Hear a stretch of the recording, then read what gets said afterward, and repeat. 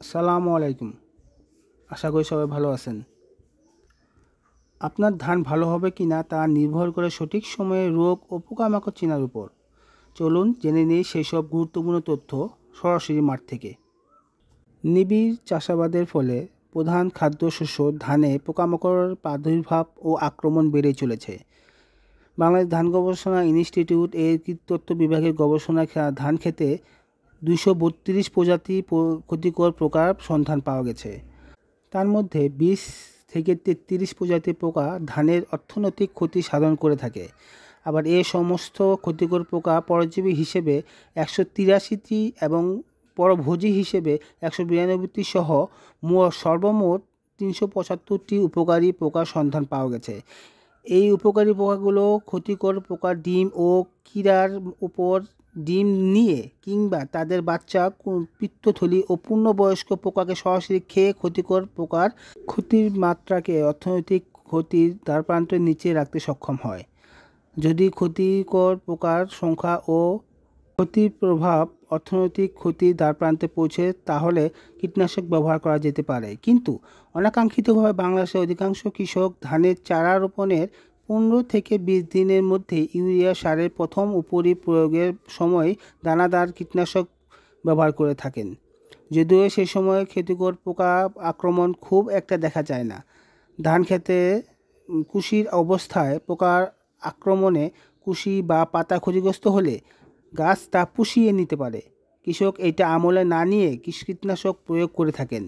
এর ফলে ধান খেতে উপকারী পোকা মাকড়ের সংখ্যা কমে যায় এবং ক্ষতিকর পোকার ক্ষতির মাত্রা বেড়ে যায়। আবার সঠিক কীটনাশক সঠিক সময়ে সঠিক মাত্রায় ব্যবহার না করার ফলে বিভিন্ন পোকার পুনর্বিভাব ঘটে।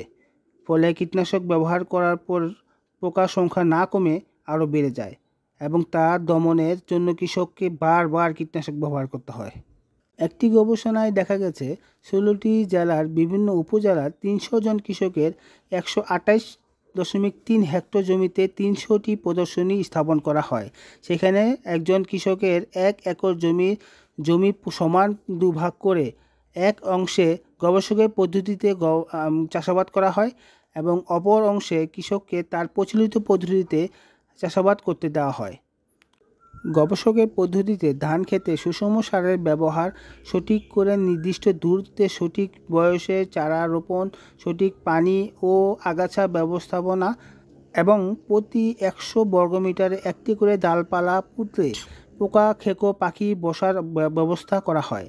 এছাড়া ধানের চারা রোপণের পর 30 থেকে 40 দিন পর্যন্ত কোনো প্রকার রাসায়নিক কীটনাশক ব্যবহার না করে উপকারী পোকামাকড়ের বংশবিস্তার ও সংরক্ষণের ব্যবস্থা করা হয়। মাঠে ডালপালা পুঁতে পোকামাকড় পাখি বসার ব্যবস্থা করা হয়।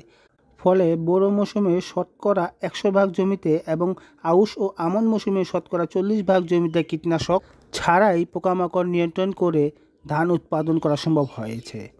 আউশ ও আমন মৌসুমে শতকরা 60 ভাগ জমিতে একবার মাত্র কীটনাশক ব্যবহার করা হয়েছে। এতে ধানের ফলনেও কোনো ঘাটতি হয়নি।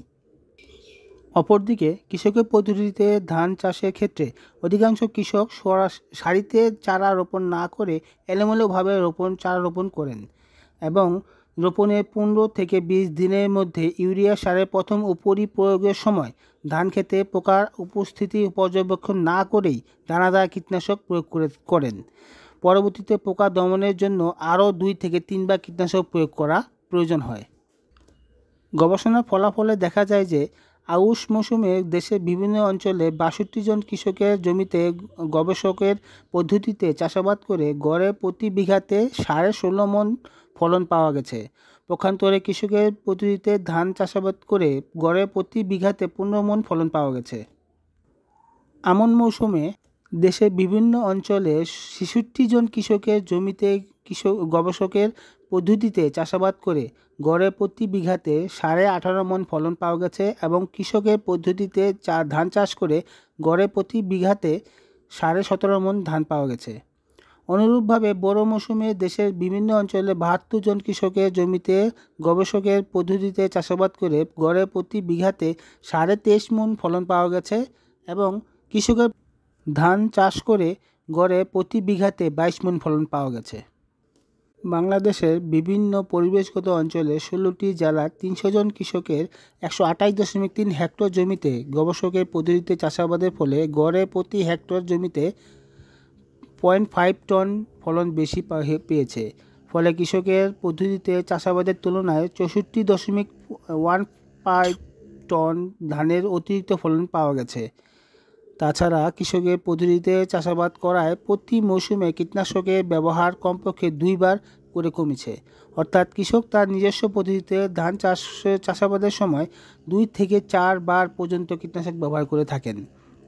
পক্ষান্তরে গবেষকের পদ্ধতিতে কীটনাশক ছাড়াই কিংবা একবার মাত্র কীটনাশক ব্যবহার করে ধান উৎপাদন করা হয়েছে। ফলে ধান চাষে কীটনাশকের ব্যবহার কমেছে, কীটনাশকের বিষাক্ততা থেকে পরিবেশ রক্ষা পেয়েছে, যা পরিবেশ খাদ্য উৎপাদনে ভূমিকা রেখেছে। ধান খেতে সুষম সারের ব্যবহার, সারি করে নির্দিষ্ট দূরত্বে সঠিক বয়সে চারা রোপণ, সঠিক পানি ও আগাছা ব্যবস্থাপনা এবং প্রতি 100 বর্গমিটারে একটি করে ডালপালা পুঁতে পোকা খেকো পাখি বসার ব্যবস্থা করে ধান চারা রোপণের পর 30 থেকে 40 দিন পর্যন্ত কোনো প্রকার কীটনাশক ব্যবহার না করলে উপকারী পোকামাকড়ের বংশ বিস্তার ঘটে এবং যা পরবর্তীতে ক্ষতিকর পোকা দমনে সহায়ক ভূমিকা পালন করে। মাঠে ডালপালা পুঁতে পোকা খেকো পাখির সাহায্য নেওয়ার সময় লক্ষ্য রাখতে হবে যেন ডালপালাটি পাখি বসার উপযুক্ত এবং শক্ত ও ধান গাছের চেয়ে বেশ উঁচুতে হয় এবং পাখি যেন পোকা দেখতে ও ধরতে পারে। তবে ধানের চারা লাগানোর পরে অন্যান্য পরিচর্যার পাশাপাশি কমপক্ষে প্রতি 15 দিন পর পর হাত জালের সাহায্যে পোকা ধরে ক্ষতিকর ও উপকারী পোকার উপস্থিতি পর্যবেক্ষণ করে কীটনাশক ব্যবহার ছাড়াই কিংবা একবার মাত্র কীটনাশক ব্যবহার করে ধান উৎপাদন করা সম্ভব এবং এতে ফলনে কোনো ঘাটতি হয় না। ফলে ধানের উৎপাদন খরচ কমে এবং এই প্রক্রিয়ায় কীটনাশকের বিষাক্ততা থেকে পরিবেশকে রক্ষা করা যায় এবং বিষাক্ত নিরাপদ ফসল ঘরে তোলা যায়। গবেষণায় দেখা গেছে 128 হেক্টর জমিতে কৃষক যে পরিমাণ কীটনাশক ব্যবহার করতেন তার মূল্য দাঁড়ায় প্রায় 3 লক্ষ টাকা। তো কীটনাশক ব্যবহার না করে ধান ফলন করলে কৃষক যেভাবে লাভবান হবে সেরকম দেশের অনেক লাভবান হবে। আপনি যদি নিয়মিত মাঠ পর্যবেক্ষণ করেন, সঠিক সময়ে সঠিক ব্যবস্থা নেন, তাহলে ধান থাকবে নিরাপদ।